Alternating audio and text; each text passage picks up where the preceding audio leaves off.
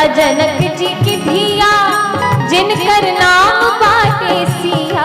हमरा राजा जनक जी की धिया जिनकर नाम बाटे सिया।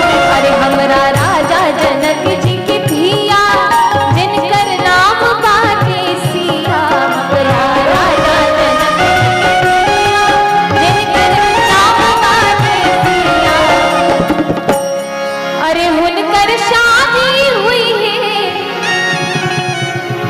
हुनकर शादी हुई है कौशल्या कुमार से। अरे राजा जनक दरबार से हमको पानी लईके आवत पानी पार से।